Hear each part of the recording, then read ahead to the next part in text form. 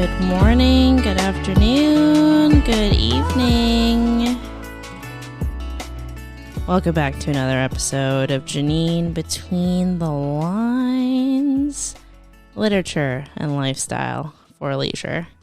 Still can't get over that cute AF jingle. Thank you so much to Pixabay making everyone's lives easier with royalty-free music that we can use for our intros, and I'm about to start dabbling into transitions, but we shall see. But hello, everyone. I missed you.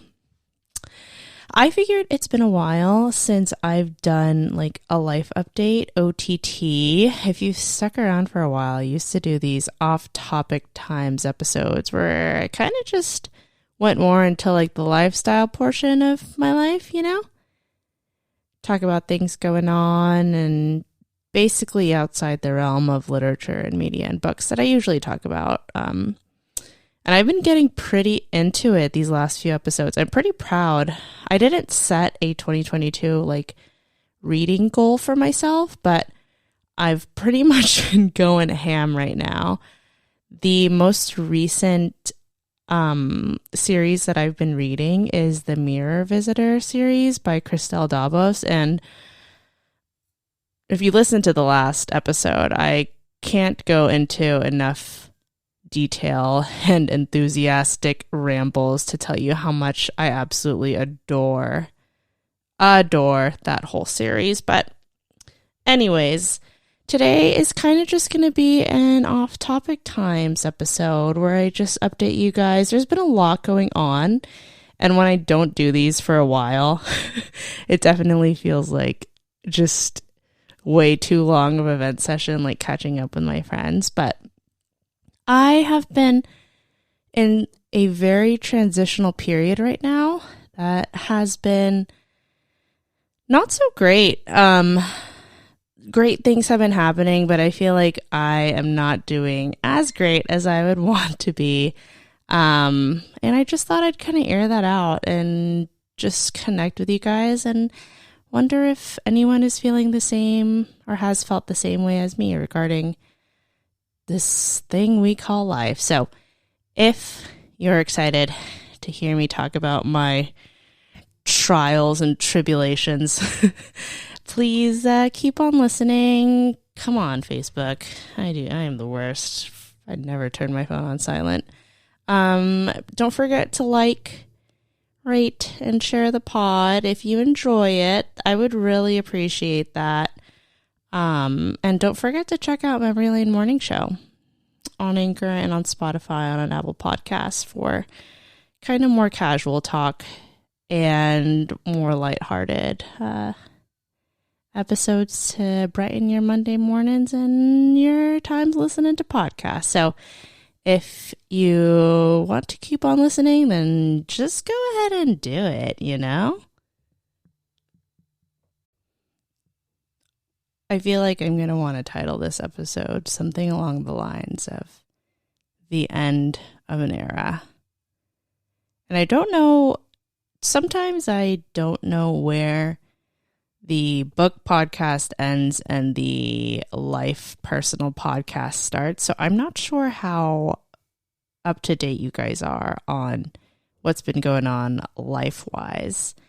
But most recently, I actually just came back from Hawaii. I graduated with my master's in nursing education, and that is just a really big accomplishment for me. If I remember correctly, some of the OTTs that I have previously recorded touched on how school is my biggest stressor, and not that it was an obstacle, but it was definitely a deterrent to me continuing and pursuing things like reading and hobbies that were self-care forms in my life, just because it took up so much of my time and I'm not the best at time management. But master's, check.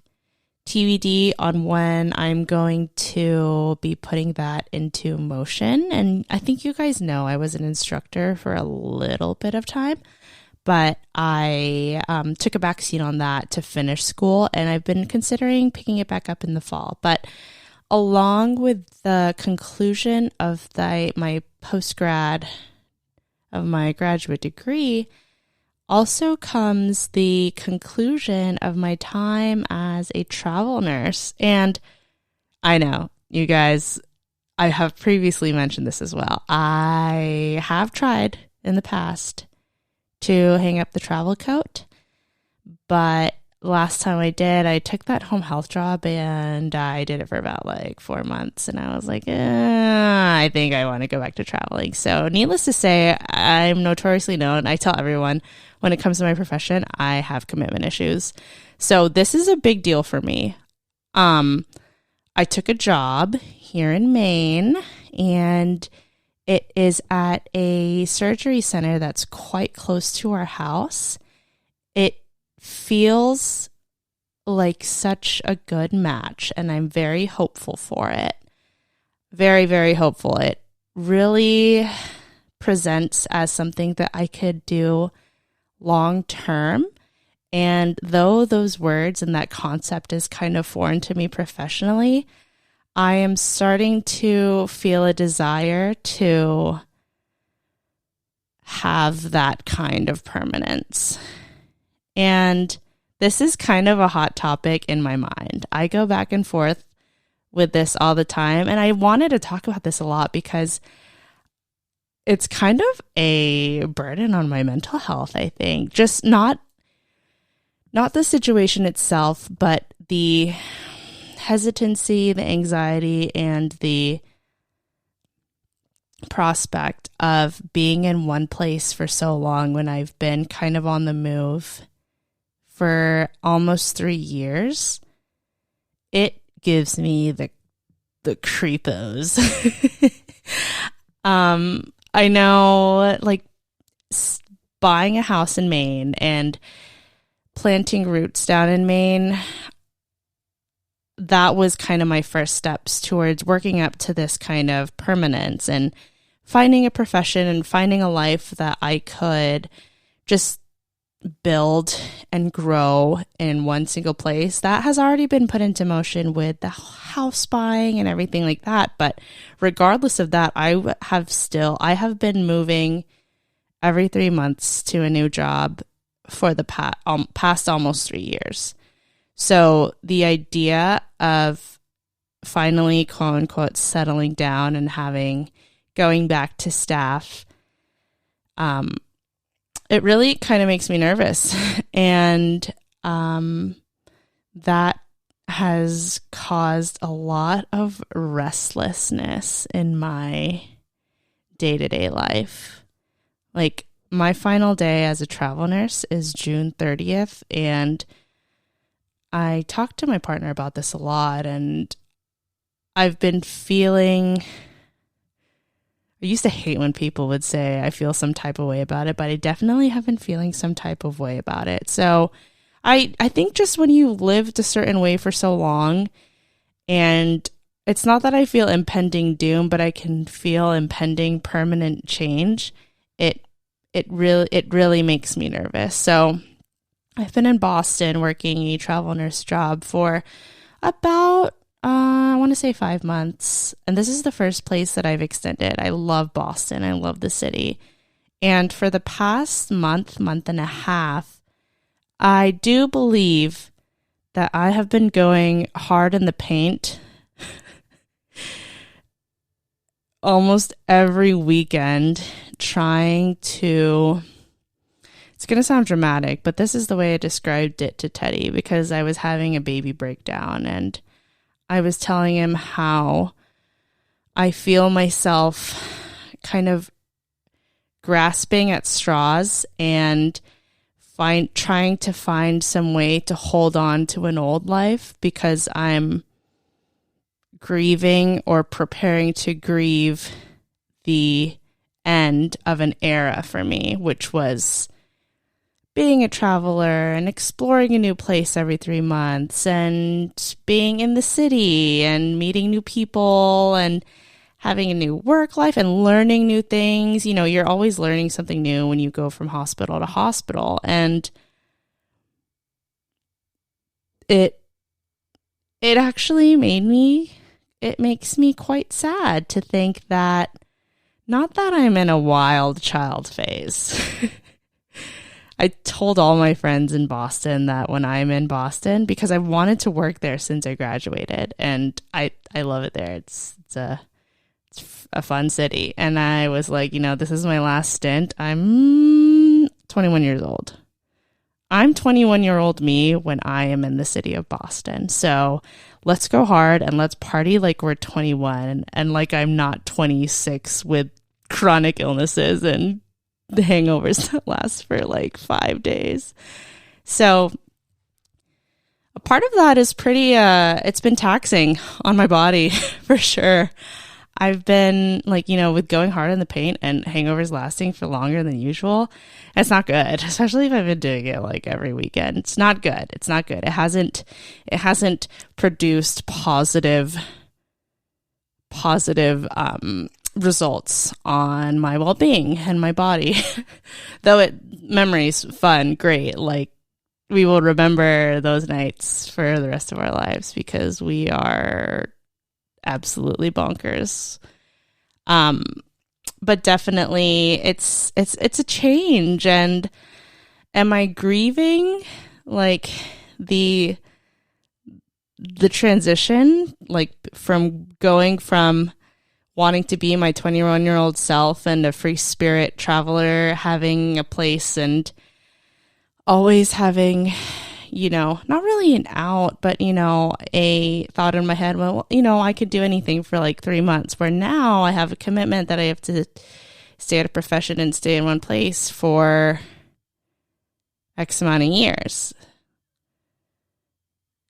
Like, part of it isn't as professional driven, I don't think. Part of it, I feel like with this huge transition of finishing school and finally having plans to quote unquote settle down and having these chips in place, I do feel like I'm stepping over the line, which isn't a bad line, of going from my free adult self to my real adult self. Like, this is going to be the real deal now. I'm going to have to budget more. I'm not going to be making as much money.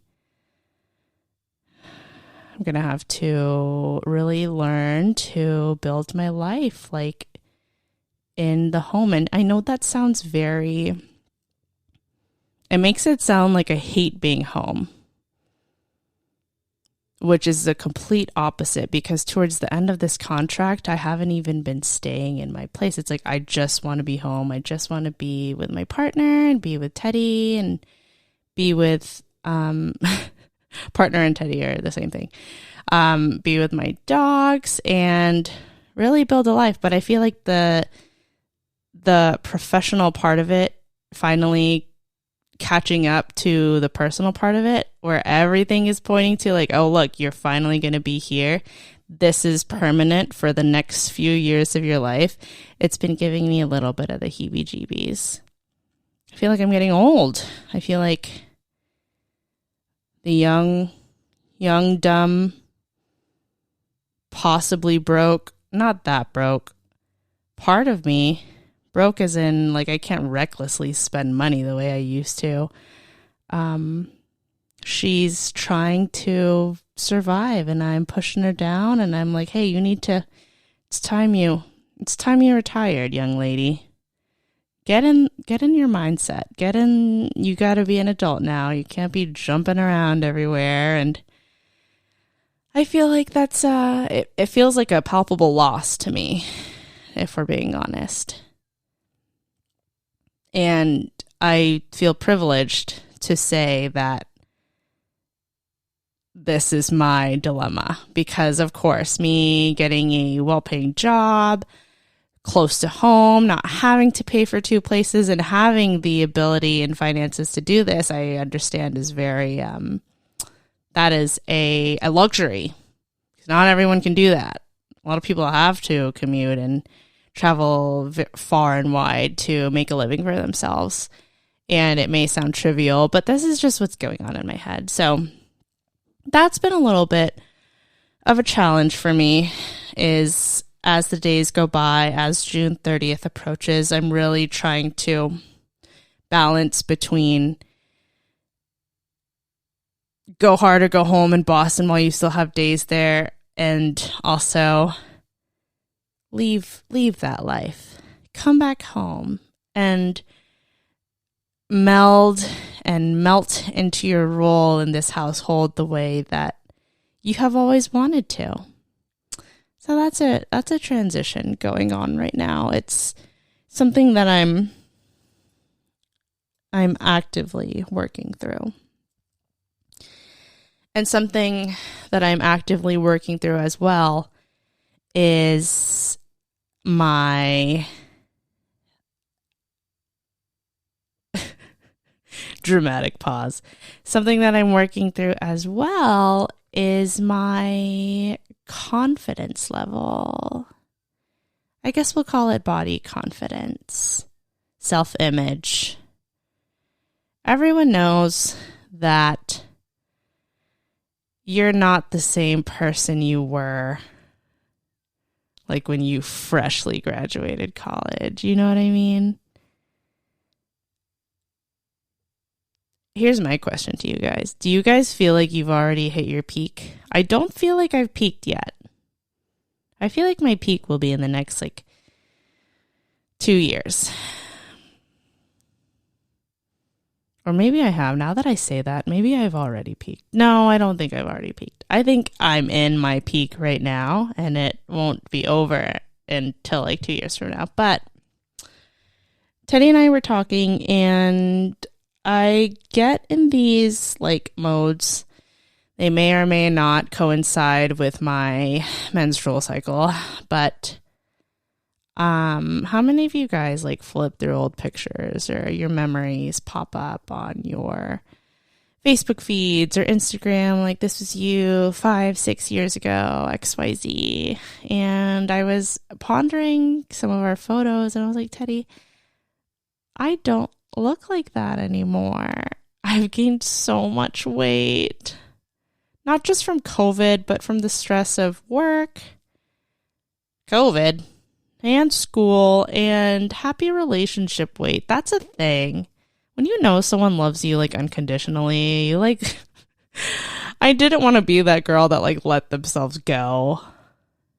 But I definitely let a little part of myself go. And I know that I'm not the biggest that I've been, but I'm also substantially larger than I was. And it has been sad. I've just been sad. And I go through phases where I am very active. When I was in Boston, I was a huge ClassPass user. I loved doing core power. I did kickboxing for a few, and I would do HIIT classes at some fitness studios, and I would do that. I would have a partner to do that with, and I know for a fact that I feel my best when I'm exercising regularly. That's just a fact. Do I do that? Have I done that consistently over the past year? I have not. And I'm definitely feeling that. So as of this past week or 2 weeks, my self-confidence in my physical appearance has been kaput. One, because I actually just got, maybe TMI, but I just got surgery.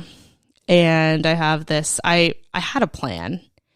And my plan, I actually bought a few sessions with a personal trainer because I want to have the accountability. I have a background. I used to lift weights with my brother all the time, and being active isn't new to me, but being consistent has always been hard for me. So I was thinking, if I have someone there who I have paid for and I have scheduled sessions with, that will keep me in the gym consistently. Because surprisingly, eating hasn't been the biggest problem for me, which usually it is eating. When I get on a good streak with eating, I am fine, but then it has to go hand in hand with consistent exercise for me, or I don't see any results. And because I'm getting older, just like, how my hangovers last 4 days more than they used to, it also takes me a lot longer to lose weight. Like, my metabolism is not as fast as it used to be. I used to be able to like diet for a month, like 3 or 4 weeks, and then lose like 10 pounds. Even more, like if I tried really hard, which who knows if that was the healthiest way to do it, but it's a lot harder for me to feel and see results. So I bought some sessions with a trainer that I haven't been able to use yet because I had this surgery that popped up and it kind of threw everything off as well. And I had a doctor's appointment a while ago too, and I kind of just told them, I was like, I think I want to look into some weight loss things and XYZ. When I know what I have to do, I know the work that I have to do to get to where I want to be. And I definitely have a realistic goal that I'm trying to set for myself. It's just that my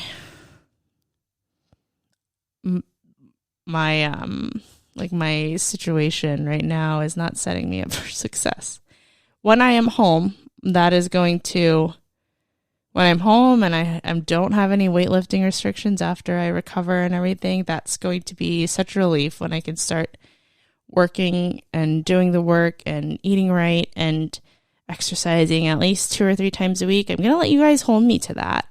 We're going to have another OTT and I'm going to update you guys on what's been going on, if I've been consistent or not. But I definitely have been feeling down in the dumps about my body image and my physical appearance, and it hasn't been fun. I don't like feeling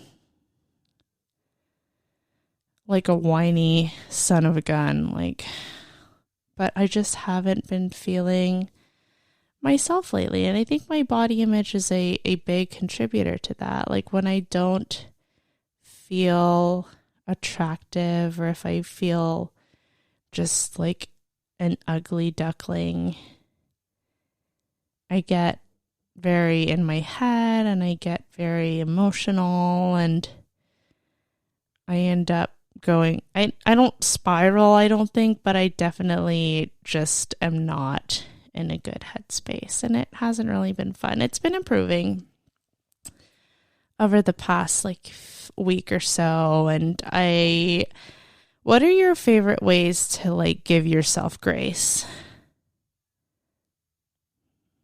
For me, I do a lot of, I want to start journaling. I think I want to start journaling. I do a lot of internal self-talk to myself and kind of just being upfront. And one thing that I kind of valued that I was telling Teddy about is there are these podcasters that I follow, and I don't follow them religiously, but it's from What We Said podcast.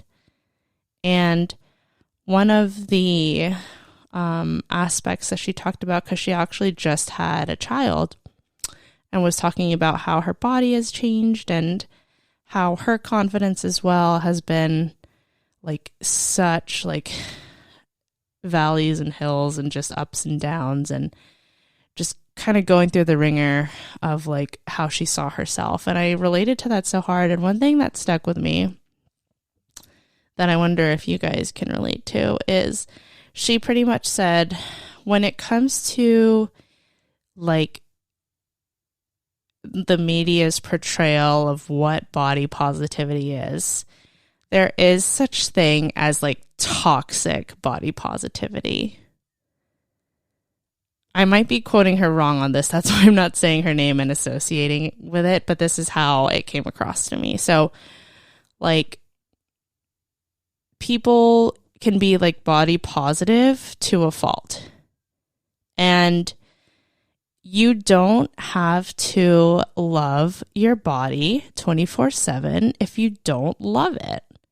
You don't have to flaunt because this is the problem. You don't have to flaunt your body and say, I feel beautiful in my own skin and my weight is just a number and I look beautiful despite what everyone says. If you're not feeling that, you don't have to feel, I don't know if anyone feels beautiful 24/7. And this pressure that people have to be accepted and they have to accept like the body that they're given. Like you don't have to improve yourself. You're beautiful and attractive just the way you are. Yeah, well, what if you do want to improve yourself? What if you really don't like your body the way it is right now? That's completely okay too. So she was kind of a proponent of like the body neutral theory. Is it a theory? The body neutral belief. And basically she was saying that you don't have to love your body. You don't have to love it. You don't have to tell yourself that this is your ideal figure or anything like that. But also you shouldn't hate your body. It's more detrimental to really self-inflict that and say, I hate everything about myself. So that's like the two like spectrums of that. Like you don't have to love it. You don't have to hate it, but you can meet in the middle and be neutral. And you can tell yourself, my body is my body. It is what it is. It is a vessel. It is a living creature and it keeps you alive. It takes you day to day and gives you the ability to perform tasks and talk to people and get from A to B. And it is you and it belongs to you. But that doesn't mean you have to put an emotional like charge towards how this body makes you feel or whether you feel positive about it or whether you feel negative. So when I get in these phases where I'm a little bit more negative towards myself and find myself doing a lot of comparison and find myself just generally unhappy with my body and my face and just myself in general, because that's usually what happens when like if I feel negative about a certain aspect of like my physical appearance, like it trickles down and affects my confidence on all other levels too. And it's just really not fun. And I kind of like round myself, or I circle back and I try to remember that like my body's my body and I'm living, I'm breathing, I'm going to live with it and I'm going to keep going. And if I decide I want to, I'm going to take the steps to improve it. And that's just something that I have to do and come to terms with. So that's my rant on how I've been feeling in terms of my physical appearance. Hasn't been great, but I'm kind of on the mend. And that's one of the positive things about coming home, I'd say, is that I can put myself on a actual routine and schedule, and I don't have to split my time between commuting and which class am I going to take in Boston, which one am I going to take in Portland, am I going to need to bring a gym bag, or am I going to stop by the apartment and bring clothes, or am I going right before work or after work? Like I'll have a lot more consistency, and I think that is a good omen for my mental and physical health.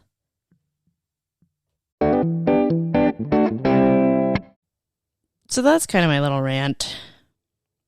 I'm trying not to put too much pressure on myself, because when I do that, I try to do too much too fast and it ends up not being productive for me. So things that I'm thankful for, though. I'm thankful that I have, this plan in place. I'm thankful that I'm going to be able to have a full Maine summer with all my loved ones. Like, spring has just sprung. It's still so early, and the amount of sun that I've been getting, and just now I realize why people have seasonal depression, because when we're able to get out, I can't wait to take the kayaks out when I'm finally, fully healed and everything. And it just makes me so happy to be outside and be home. There's so much time for activities. I'm so excited. I've been reading so much outside. Ugh. It's kind of perfect. Like, I can look at my life prior to this step that's coming and see how happy I was there, but I also can look to the future and see how happy this year is going to be. And we're not going to let monkeypox scare us into not having a great summer. So, water break 1 sec.